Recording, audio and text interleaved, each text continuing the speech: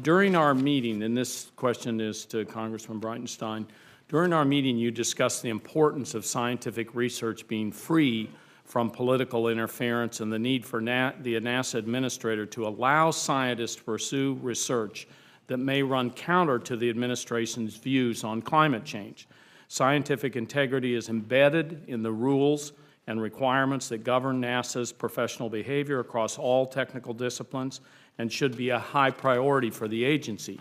While we had a constructive dialogue about the need for scientists to be unencumbered by politics, I'm nonetheless concerned with some of your previous statements, and I think they've been examined already, previous statements on climate change.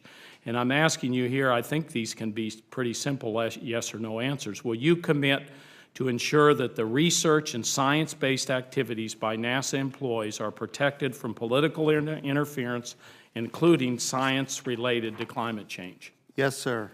And will you commit to maintaining a culture at the agency that does not compromise the integrity of rigorously researched or tested scientific findings?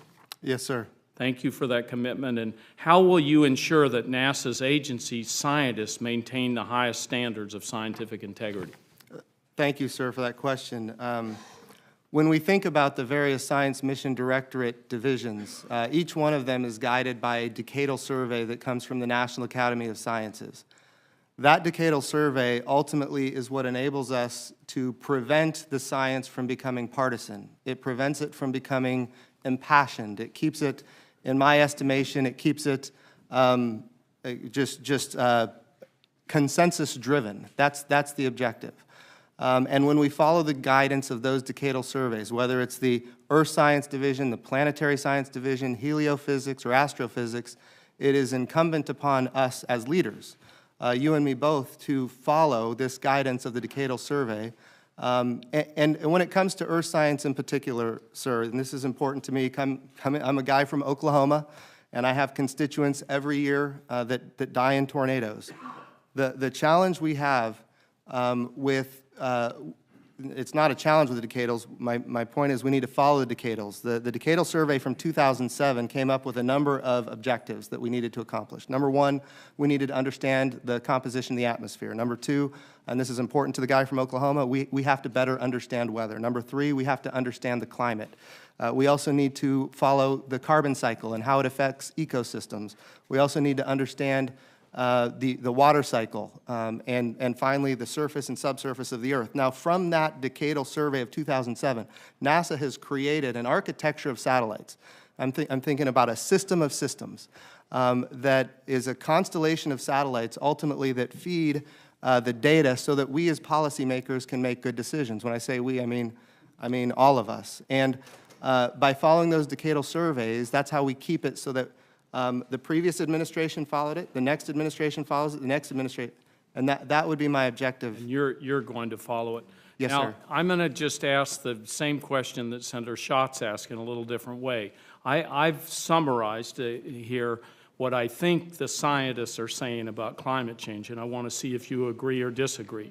97% of the scientists with articles in peer-reviewed journals have concluded that climate change is real, is caused by human activity, and is already causing devastating problems in our country and around the world. Do you agree or disagree? I agree with that. Yeah. And how would you address the arguments of outside entities and those serving in the current administration who refute NASA's scientific research on climate change? So I think, sir, what we have to do is make sure as leaders that we keep the debate dispassionate, that it is driven by the science. And should I be confirmed as the NASA administrator, it would be my highest ambition that science would drive the direction of NASA and its science mission, the Science Mission Directorate. Yeah, and my question, see, is you're working in an administration, you have a lot of people who disagree with what you just agreed climate change is all about, and if they come to you to try to influence the scientists within your agency, what are you going to do? I would tell them the same thing that I'm going to tell you right now, that carbon dioxide is in fact a greenhouse gas. And because of that greenhouse gas, there's more water vapor in the atmosphere than we have ever seen in the past. and that water vapor ultimately has to release its energy. And it does so through cloud formation and rain, and we're seeing precipitation effects from it, and all that is very real and happening. I'm happy to say that to you. I'm happy to say that to anybody else because it's the truth. Thank you, Mr. Chairman.